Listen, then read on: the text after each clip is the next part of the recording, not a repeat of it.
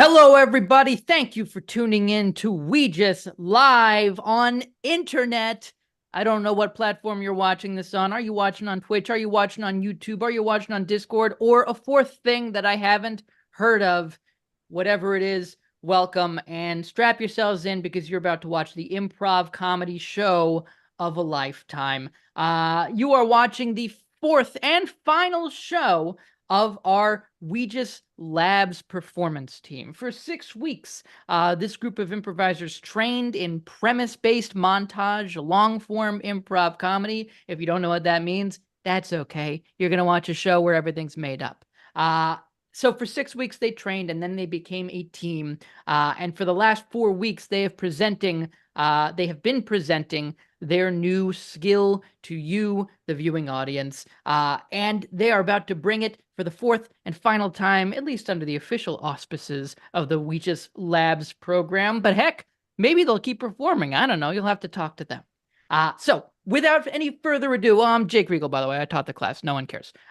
Please give it up for your team this afternoon, evening, or morning. Live free or coronary. All right. Yay. Hello. Yes. Hi, Internet. Thank you for coming to our show. We are Live Free or Coronary. And to start, all we need is a suggestion of anything at all. All right. I'm gonna give you one. Okay.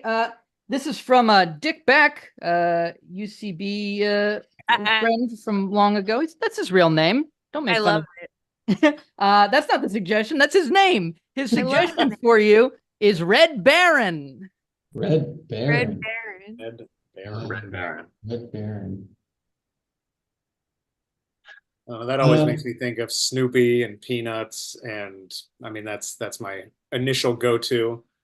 And being like a little kid and not understanding the reference of like the World War II reference and just being like, what is it? You know, like he's on the top of his little thing and he's shooting stuff and it's like, and he's getting shot at and thinking it's like, this is a cartoon that's a little too deep for the fact that it's like, you know, it's displaced in time a little bit, this cartoon where Snoopy was basically a World War II fighter pilot, which is a little dark for. Yeah, and I also feel like that's the Peanuts. I actually worked on the Peanuts movie, and so like I read a lot of the strips and researched it a lot, and I feel like that's like the only injection of like something like that in the Peanuts canon too. It's like it's kind of like a left field injection. Yeah, it's like, oh, Charlie Brown. He's like, I want to pick up that pencil that girl was chewing on, and also my dog thinks he's a World War II pilot. Yeah. Red Baron makes me think of pizza, and that specifically reminds me of my friend Eric. I met him when I worked in the same office. We worked at Paramount Vantage, and we shared an office. We sat at desks across from each other, and my buddy Eric was hilarious. The reason I think of him is because he was a foodie, and we both, I mean, this isn't original, but we both love pizza, and sometimes we'll just text each other the word randomly pizza, or like a picture of a pizza or something like that. But the real thing I wanted to mention was my buddy Eric had this thing that I called the mental inbox, which is he was terrific at focusing. Like when he was working, he really zeroed in on something when he was focusing and would just like focus for like a long amount of time. But I learned that if I needed to ask him a question, I would like plan 15 minutes early. Like I would ask him the question 15 minutes earlier than I needed the answer, because it would literally go this way. I would be like, oh, Eric, where's this, print of Into the Wild supposed to go? And I'd ask that question, and then he'd just be sitting there like working. And then like 15 minutes later, as if zero amount of time had passed, he would be like, oh, it needs to go to Albuquerque. And then that would be it. So I called it the mental inbox. It was like a crazy trip that he had. A little delay there. Yeah, or satellite delay. Yeah. I just have an interjection about workplaces. When I was in high school, my job was to work at Chuck E. Cheese. Like that's the story. Oh. Yeah. Did you tend to the animatronics? Like, what's there to do there? No, you wear the Chuck E. suit. That's what you had to do? You're like, oh, I just worked at Chuck E. Cheese as Chuck E. Cheese. Yeah. So like that's part of the job. Can I say that? Can I just note that you intended to start and end the story without even mentioning that you were the person in the Chuck E. Cheese house? Yes. Okay. I thought it was implied in the story. There's probably lots of jobs at Chuck E. Cheese. Well, I was Someone's a got to get birthday the ski party balls. host. I was a birthday party host. Like when I interviewed for my current job at a hospital, they were like, "So can you handle chaos?" And I was like, "When I was a senior in high school, I was a birthday party host at Chuck E. Cheese," and they're like, "Oh, I think you can handle it." They're like, "Oh, do you want to work at this hospital? What experience do you have?" Well, I've been Chuck E. Cheese, so Yeah. Hosted birthday parties in Chuck E. Cheese. They're like, "Oh, okay." Edit.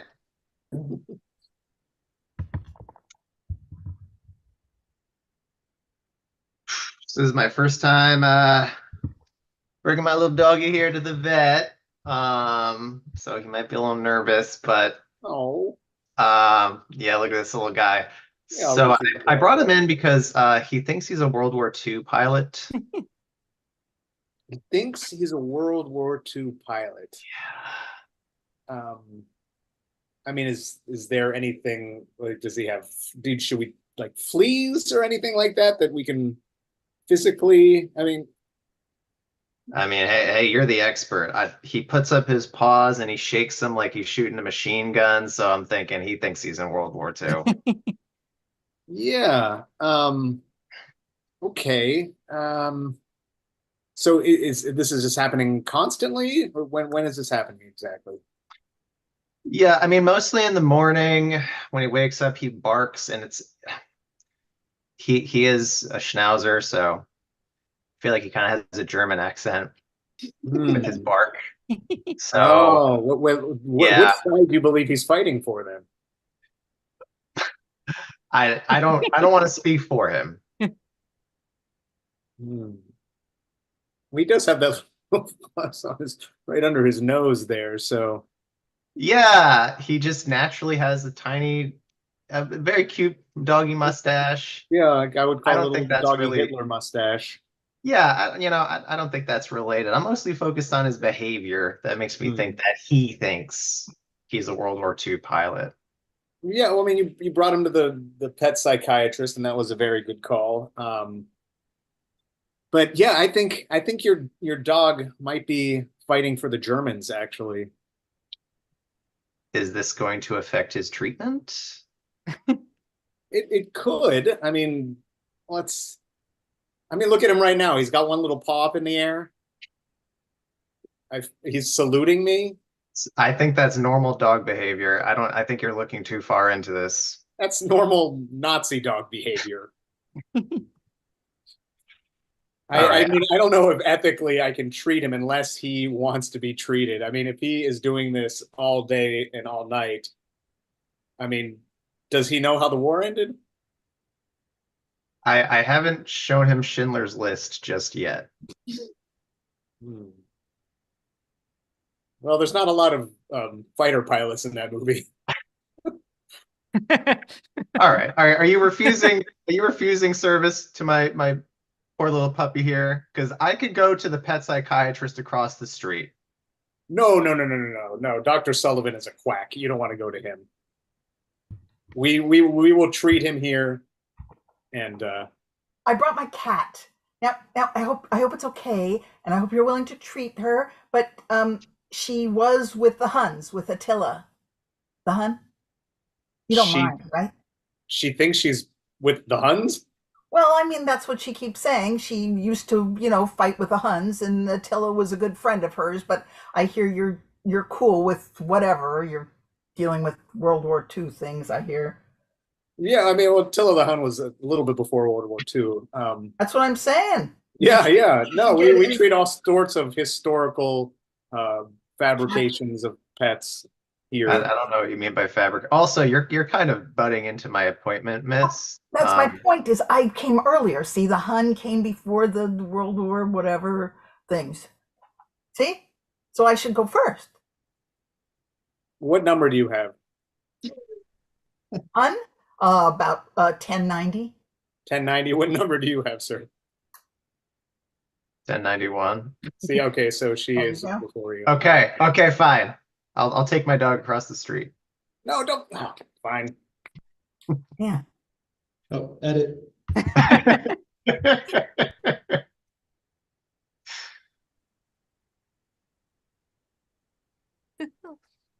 Okay, so great. So you worked at a prison. I guess I assume that you were a guard or No. I just, I served people food. oh, okay. That's great. I mean, I guess I would have figured that you were a guard. Because like we're hiring security for the building, so that would have been helpful if you had told us that you were instead a cafeteria worker. Well, I mean, I helped with security. We all did. Oh, okay. Well, okay. So, well, then since, great. I'm interviewing you for a security job. So can you tell me how your cafeteria work at the prison related to security? I mean, so we all had to make sure that everyone ate their food when we were, serving it to them. And when a fight rang out in the cafeteria, which it did on the reg, we had to push a button so the security guards could come in and break it up. Okay. Oh, we were so close. I mean, so you summon security guards, and if I'm hiring you as a security guard, you can't you only have experience summoning the position that I am interviewing you for. So, oh, I wish that you would have said specifically what you did at a prison. I assumed that you were a guard when your resume said, 10 years experience at a prison. Well, I'm very experienced watching people. I had to make sure they got their nutrition. Oh, why did you add the second part onto that sentence? Listen, I'm having such a hard time finding qualified people. Like, it's true for the job market in general. We're actually having hard times finding people for jobs. And I want to make it work. Oh, gosh. Do you have anything that qualifies you to be a security guard? I made sure people ate their food. I know, but this is a security guard job.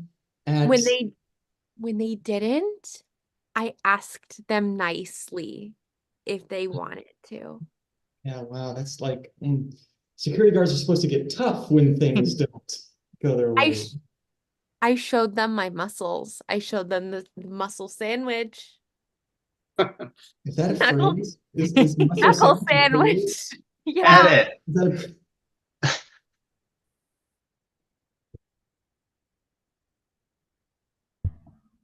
Look, I'm sorry. Fred, I really appreciate your offer, and I really I'm glad you met me here for tea, and I'm really sorry that you're taking it back. But look, it's I know it's been 2 weeks since you asked me to marry you, and I haven't said anything because I've got mental delay. Well, I mean, how long do you think it's going to take before you can process this? Well, I think it could be months or years.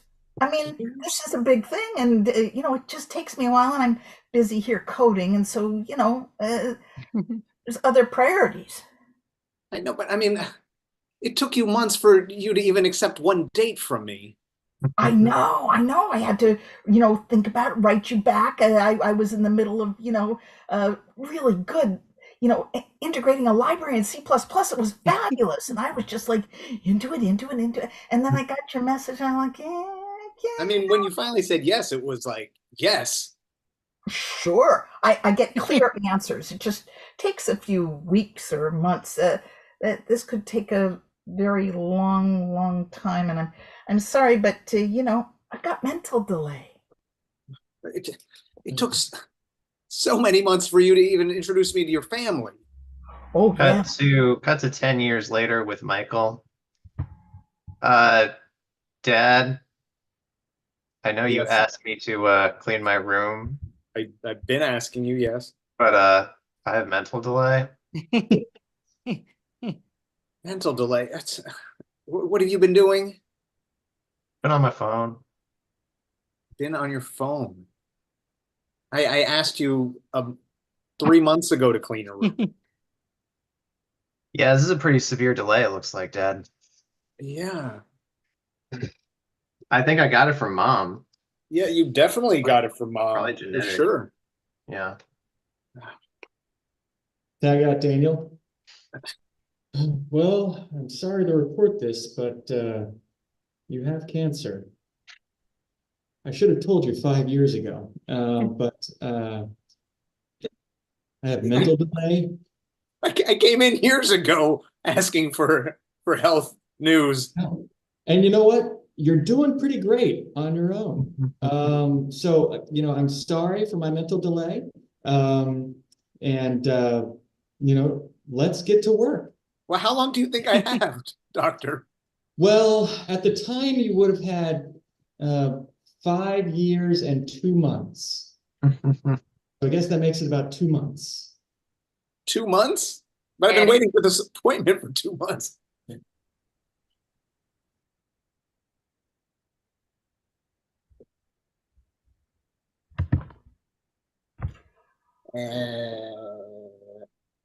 Ice cream? Sure. Love the cream. Love the cream. Need the cream. Sandwiches? Sandwiches, hoagies, subs. Need the sub. Pickle? Pickle.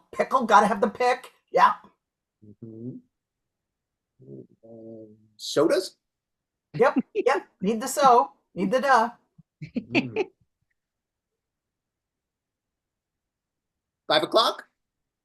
Yeah, that's good. Love the 5. Cookie? Cookie. Need the cookie. Give me the cook.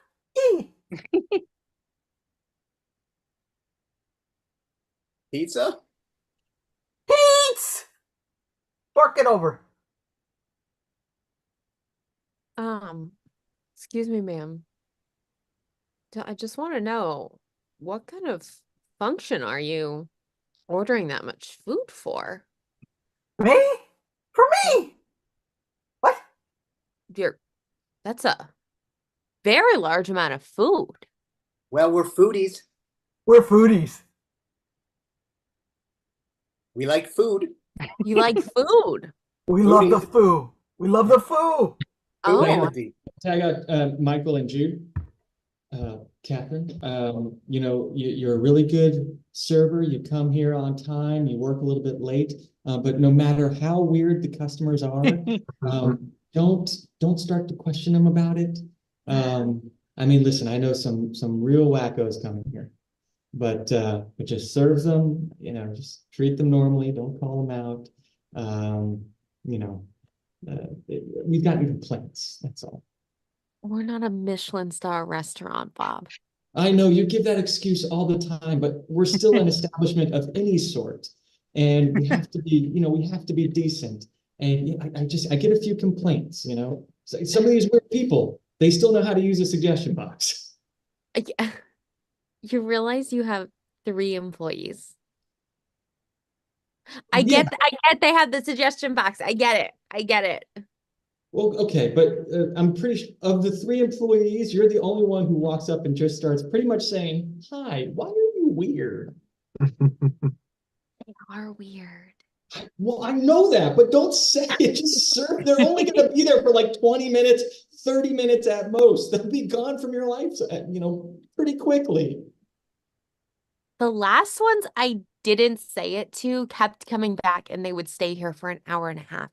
So you're okay. So you're trying to get them to go away. Yes, in fact. Hold it in, Kathryn. Edit.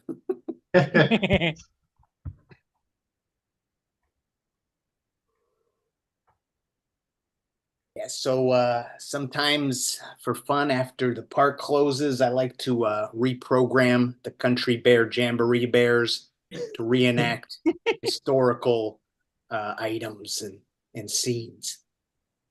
To reenact historical items. Mm-hmm. Mm-hmm. Yeah, like So they're acting like items of the past? well, somewhat, like one of them wants to, be a tank. So some of them might be Okay. items. You're and some of them- programming them to want to be a tank. Well, I mean, I can't describe their wants, but the big one, it kind of looks like a tank anyway. So I just have him kind of like put his arms up and kind of make chugga chugga noises. Chugga chugga, chugga chugga. Look at this guy. Yeah, I mean it does make the noise. Yeah. Chugga, Yeah. Tag out Michael and Daniel. We cut to a show at the Chuck E. Cheese.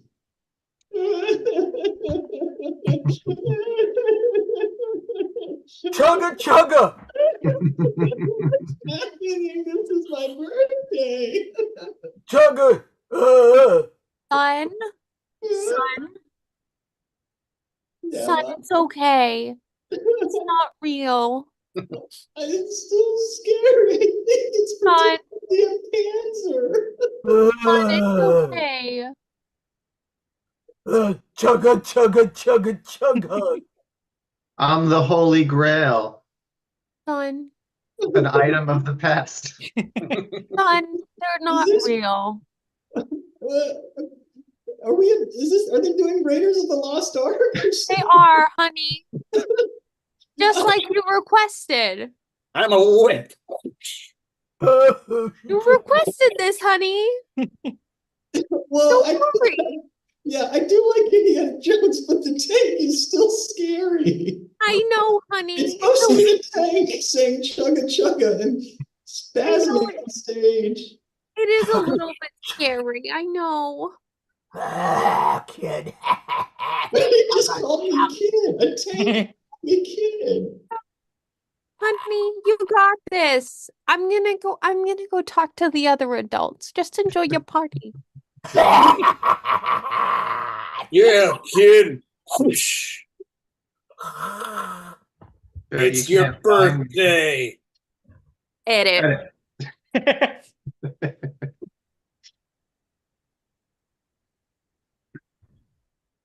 So I'm glad you met me here at this coffee shop in DC. I know, I know it. You work hard, and I appreciate it, and it's great. And I like coming in here and hanging out in the office, and I mean, you do bookkeeping, right? Yeah, bookkeeping is good. I appreciate bookkeeping. It's always an important thing to have. Yes, that's what I do. It's my job. Yeah, it's great, and you do a good job at that. I remember when I worked more full time in DC. I was president of the United States, but besides that, I did a lot of filing, and there was a lot of stuff going on. Hold on. Wait, can you take off your glasses? Sure. And just put your hand over your mustache. Oh my God! Are you president? You're President Copenhagen? Yeah. But I mean, that was just one. I'm on a date with President Copenhagen. It's just one thing I did. I mean, I did a lot of other things. I worked in an office. Oh my God. Can I have your autograph? You guys are going to need to calm down a little bit. Can I have your autograph? Wait, okay, that was one question I was going to ask. Where Secret Service was? Well, I mean, We blend in, sir. We're everywhere. They blend. They do a good job. And did you want his autograph? Because he's really good at office filing. No, yours. I'm an avid history fan. Oh, history. Oh, yeah.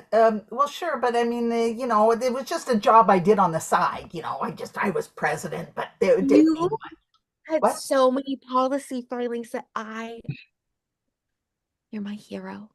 Oh, that's really nice of you. Sorry, it's sort of embarrassing because I'll just put in get 2 things of sticky notes and 4 file. There you go. So, I mean, that's really what I did. I just did. Can I just ask, President Copenhagen, what were you doing on Bumble, and why didn't you put this in your profile? It just didn't seem that important. It was just part of my workaday world. Here at the President Copenhagen, I brought your Secret Service dog. He's got his little doggy machine gun. Excellent. We appreciate, but stay low, low profile, right? All right, undercover. Undercover holster dog. Yeah. Sorry about that. Yeah, I was just on Bumble because I figured, you seem nice and I seem nice and, I figured we didn't. You seem like a former president. Shouldn't you be dating like other single celebrities? And I mean, I have a hard time paying my rent. You shouldn't be going out with me. Well, but I just, that's just a part. You're making too big a thing of it. It's the biggest job in the world. Why are you underselling it? Sir, you're going to need to calm down a little bit. All right, scene. Ladies and gentlemen, give it up for Live Free or Coronary. In defense of Mr. Schultz, Baron von Richthofen was a World War I pilot, not a World War II pilot. Makes it a little bit less troublesome to have Snoopy be dressing up as a German pilot. But can we do the show over again? Yeah, I think we should. I was biting my tongue. I wanted to say it during your opening, but that just wasn't my place. We could just fix that in post. There you go. But thank you all so much for tuning in. Thank you all, the members of this class/team, for your great work over the last 10 weeks and for being effectively the guinea pigs for this new experimental shape of a class/team that We Just has been trying out. If you're interested in improv comedy, you, the viewer, check out WGImprovschool.com. We've got classes online or in person in LA or New York. And have a great rest of your day.